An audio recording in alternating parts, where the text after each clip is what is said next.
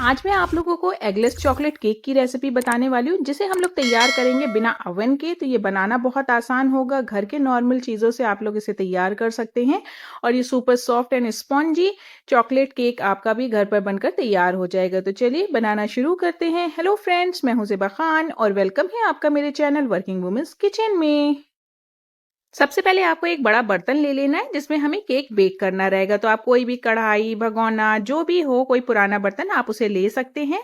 अब इसमें मुझे डालना है नमक, तो मैं इसमें नमक डाल रही हूँ। तो इसको बेस को हमें पूरा नमक से कवर कर देना है। तो ये नमक आप बार बार बेकिंग में यूज़ कर सकते हैं, इसलिए हर बार आपको नया नमक लेने की ज़रूरत नहीं है। इसको पूरे में इक्वली स्प्रेड कर दीजिए और ये हमारे केक को बहुत अच्छा टेम्परेचर मेंटेन करके देगा जिससे केक प्रॉपरली बेक हो सकता है। अब इसके ऊपर हम लोग एक वायर रैक रख देंगे, तो कोई भी आप स्टैंड रख सकते हैं यहाँ पे। और अब इसे ढक के प्री हीट होने के लिए हम लोग रख देंगे 10 से 15 मिनट के लिए। इसी बीच में हम लोग अपना बैटर तैयार कर लेंगे। तो चलिए, अब बैटर तैयार करने से पहले आप केक टिन रेडी कर लीजिए, क्योंकि हमारे पास बैटर तैयार होने के बाद बहुत ज़्यादा टाइम नहीं होता। तो इस तरह से आपको कोई भी एक बर्तन ले लेना है जिसमें आपको केक बेक करना है। एल्यूमिनियम का होना चाहिए तो ज़्यादा अच्छी बात है। साथ में आप इसमें बीच में बटर पेपर लगा सकते हैं और फिर उसके बाद इसको मैंने एक साइड कर दिया। अब देखिए, आपको एक बड़ा बोल लेना है जिसमें इसका जो केक है उसका बैटर तैयार करना रहेगा।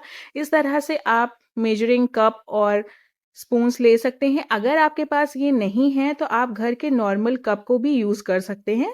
तो आपको जो भी कप आप यूज़ करें मेजर करने के लिए, आपको हर चीज़ उसी से ही मेजर करनी रहेगी। तो ये देखिए, घर के नॉर्मल कप और स्पून को भी लेकर आप इसे बना सकते हैं। तो चलिए, अब केक का बैटर बनाना शुरू करते हैं। तो अब यहाँ पर मैं वेट इंग्रेडिएंट को एक साथ मिला लूँगी। तो यहाँ पर मैंने लिया है 1/4 कप ऑयल। ऑयल आपको ऐसा लेना है जिसकी उसकी अपनी कोई भी खुशबू नहीं होनी चाहिए। 1/3 कप आपको दही लेना है, दही खट्टा नहीं होना चाहिए। हाफ कप आपको लेना है पाउडर शुगर। ये नॉर्मल पाउडर शुगर है, मतलब जो घर में शुगर होती है उसी को ही मैंने पीस के पाउडर शुगर बनाया। और साथ ही में मैं 2 टेबल स्पून पाउडर शुगर और ऐड कर रही हूँ, क्योंकि यहाँ पर हम लोग चॉकलेट केक बना रहे हैं और चॉकलेट केक में शुगर थोड़ी सी ज़्यादा जाती है। अगर आप वेनिला केक बना रहे हो तो सिर्फ हाफ कप ही आप शुगर को ऐड करें।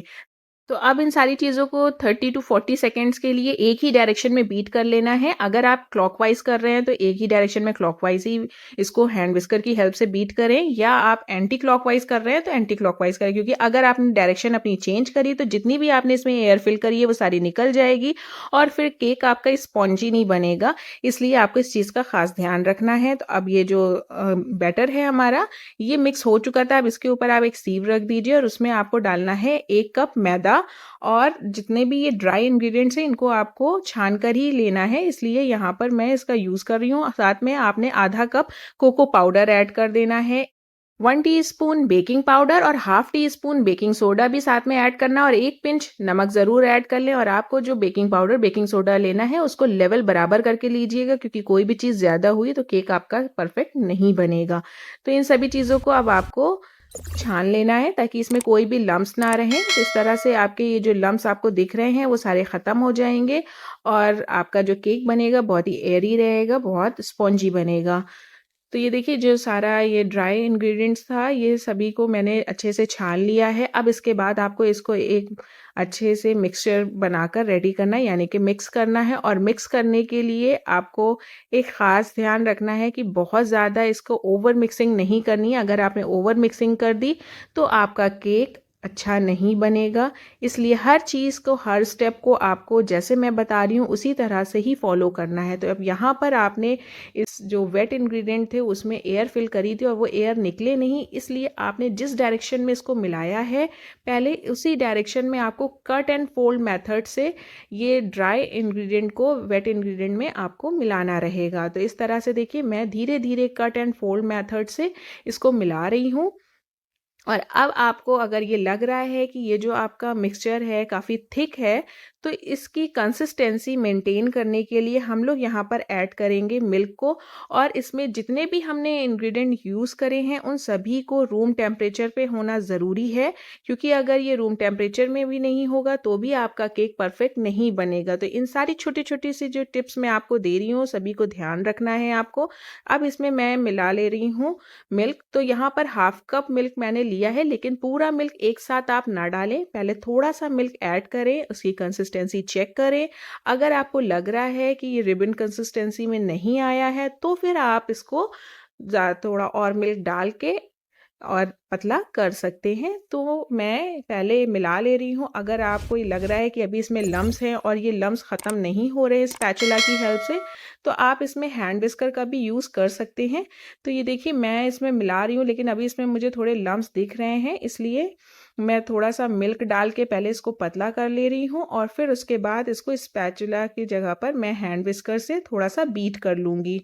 तो इसको स्पैचुला को हटाते हैं और हैंड विस्कर से देखिए इस तरह से बीट कर लेते हैं। बहुत ज़्यादा नहीं बीट करना है। और फिर से देखिए मैं एक ही डायरेक्शन में अब तक के सारा काम कर रही हूँ। मैं पहले भी बता चुकी हूँ, डायरेक्शन का आपको ख़ास ध्यान रखना है, बहुत ज़्यादा बीट नहीं करना है। ये देखिए रिबन कंसिस्टेंसी आ गई है और हमारा बैटर बिल्कुल तैयार हो गया है। अब हमें इसको बेक करना रहेगा। तो आपको बैटर तैयार करने के बाद बहुत देर इसको रखना नहीं है। मैंने ऑलरेडी भगोने को रख दिया था प्री हीट होने के लिए, तो वो भी अच्छे से प्री हीट हो चुका होगा। और अब हम लोग इसको फ़ौरन ट्रांसफ़र करेंगे केक टिन में। इसीलिए सारी चीज़ें आपको पहले से प्रिपेयर करके रखनी है। और अब केक टिन में सारा बैटर आप ट्रांसफ़र कर दीजिए। आपका देखिए जो केक टिन है ना, वो बहुत ज़्यादा बड़ा नहीं होना चाहिए। अगर ये बड़ा होगा तो ये जो आपका केक बनेगा ये हाइट में नहीं होगा। और दूसरी चीज़, इसमें आपको उतनी सॉफ्टनेस नहीं मिलेगी। इसलिए आपका जितना बैटर हो उसी हिसाब से आपको केक टिन लेना है। और आप ये देख सकते हैं ये हाफ़ फिल हुआ है, हाफ़ से थोड़ा-सा ज़्यादा है, बाकी ऊपर खाली दिख रहा है। अब इसको हमें टैप कर लेना है ताकि बीच में जो भी एयर हो वो निकल जाए। इधर हमारा ये देखिए भगोना बिल्कुल रेडी है बेक होने के लिए केक के। और अब हम लोग अपना बैटर इसमें फ़ौरन ट्रांसफ़र कर देंगे। आपको इसको बहुत ज़्यादा देर नहीं रखना, क्योंकि हम लोग इसमें बेकिंग पाउडर, बेकिंग सोडा डाल चुके हैं, वरना तो ये अगर लेट करेंगे तो एक्टिवेट होके केक को ख़राब कर देगा। इसलिए इसको बेक करने फ़ौरन रख दें। आपको 35 मिनट में इसको ओपन करना है। 30 मिनट के लिए तो आप बिल्कुल ओपन करके ना देखें, वरना तो जितनी भी इसके अंदर की हीट है वो निकल जाएगी। और देखिए मैंने 30 मिनट के बाद भी 5 मिनट और वेट किया, फिर ओपन किया, और ये हमारा केक जो था वो बिल्कुल पक चुका है। मैंने इसको चेक भी कर लिया टूथपिक इंसर्ट करके, टूथपिक भी हमारी क्लीन निकल आई। तो अब इसको हम लोग निकाल लेंगे। इसको मैंने लो टू मीडियम फ्लेम पर पकाया है। आपको ध्यान रखना है फ्लेम आपकी हाई नहीं होनी चाहिए। अब केक को आपको ठंडा करना है तो इसको ढक के रख दें और नॉर्मल रूम टेम्परेचर पे आ जाने दें, तब उसके बाद आप इसको डीमोल्ड करें। तो चलिए अब हम लोग केक को डीमोल्ड कर लेते हैं। साइड से पहले आपको इसको स्क्रैप कर लेना है, ताकि ये जो टिन की वॉल है आसानी से छोड़ दे, और जब हम लोग इसको टर्न करेंगे तो यह आराम से निकल आएगा। तो इस तरह से एक प्लेट लगा के मैंने इसको टर्न कर दिया है। हल्का सा ऊपर से टैप करें ताकि ये निकल आए। और ये देखिए केक कितना परफेक्टली निकल आया है। अब जो बटर पेपर है उसको मैं रिमूव कर दे रही हूँ, और ये देखिए कितना स्पॉन्जी और एयरी केक बनके रेडी हुआ है। आप देख सकते हैं बिल्कुल सॉफ्ट है, बहुत ही अच्छा, बहुत ही बढ़िया ये टेस्ट में भी बनता है और बहुत आसानी से आप इसे बना सकते हैं। मैं इसे कट करके भी आपको दिखा दे रही हूँ।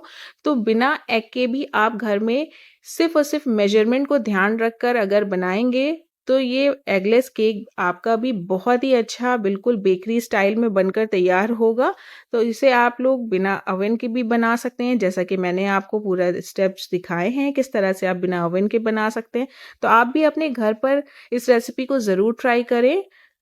और ये देखिए इसके अंदर मैं दिखा देती हूँ कि कितना अच्छा ये बन के तैयार हुआ है। आपको इसमें देखिए बहुत ज़्यादा होल्स भी नहीं दिख रहे होंगे कि एयर बबल्स की वजह से इसमें गैप आ गया हो। परफेक्ट स्पॉन्ज इसका तैयार हुआ है। तो अब मैं इस केक को नॉर्मल अगर ऐसे ही खाना चाहूँ तो भी खा सकती हूँ, या अगर आप इसमें आइसिंग करना चाहते हैं तो इसको आइसिंग करके भी केक बेस की तरह इसको यूज़ कर सकते हैं। दोनों ही तरह से आप इसे यूज़ कर लें। तो ये देखिए मैं एक पीस और आपको कट करके दिखा दे रही हूँ, और आप इसका परफेक्शन देखें और अपने घर पे ज़रूर ट्राई करें। अगर रेसिपी पसंद आई हो तो वीडियो को लाइक कर दें। Thank you for watching.